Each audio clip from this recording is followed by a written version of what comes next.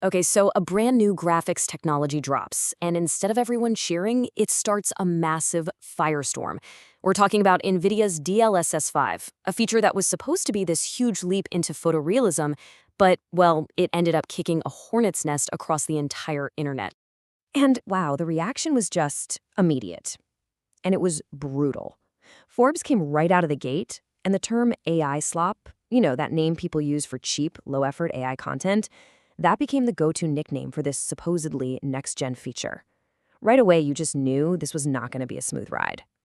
And it wasn't just Forbes. Video Games Chronicle really captured what the community was feeling. People weren't looking at this as some cool new upgrade. Nope. To them, it was just a garbage AI filter. The big fear was that this thing was just mindlessly slapping a new coat of paint over an art style that developers had spent years perfecting. Oh, and the descriptions just got more and more colorful from there. Rock Paper Shotgun might have had the best one, saying it turns your favorite characters into yassified Instagram models.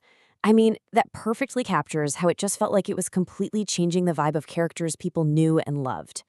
So what is this thing really? To get why everyone got so worked up, we have to push past the angry headlines for a second and actually look at what Nvidia was trying to do. Because on paper, Nvidia's goal with DLSS 5 is, well, it's nothing short of revolutionary. They're aiming for a totally new standard for how games look, trying to make that jump to true photorealism, all powered by AI.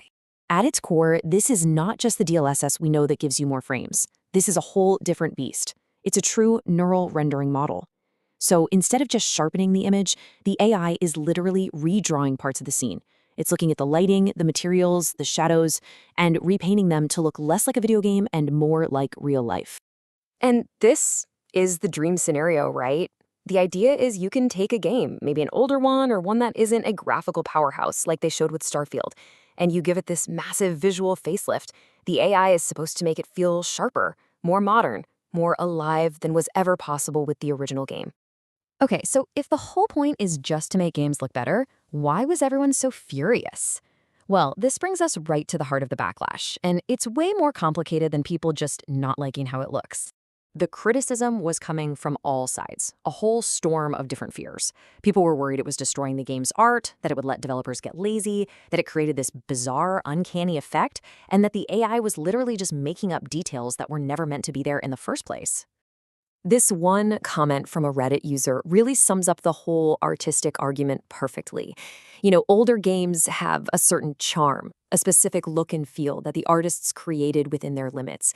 And the fear is that this AI just comes in and thoughtlessly paints over all of it.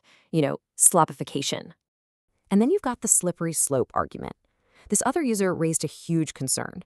What if developers just start cutting corners? What if they release a basic-looking game and just expect us, the players, to turn on an AI filter to finish their work for them? And then there's the uncanny valley problem. As one user hilariously pointed out, you get this really jarring clash when you have these hyper-realistic-looking people moving around with old, clunky animations. It's not immersive, it's just plain bizarre, and it completely breaks the illusion. And on top of all the artistic concerns, there was the simple question of who could even use this. The rumors flying around from people who claimed they had access was that you would need two, not one, but two of the unreleased top-of-the-line RTX 5090 graphics cards just to run it. Suddenly, the features seemed not just controversial, but totally out of reach. So, facing this absolute tidal wave of criticism, Nvidia and their partners over at Bethesda had to respond, and they had to do it quickly to try and set the record straight. The crucial point in their defense comes down to one word: control.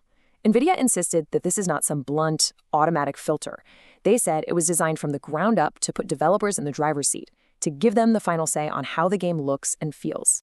And they even laid out the specific tools they're giving to developers.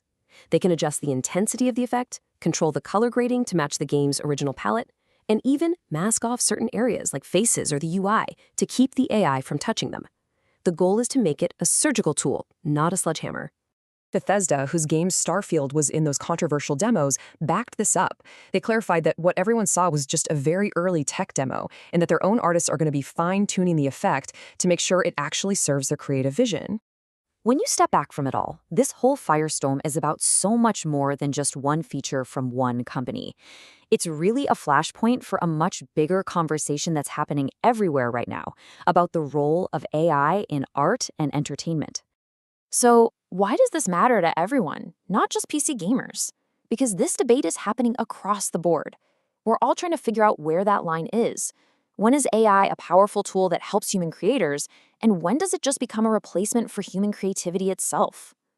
And the key takeaway here really is this big, provocative question for the future of entertainment.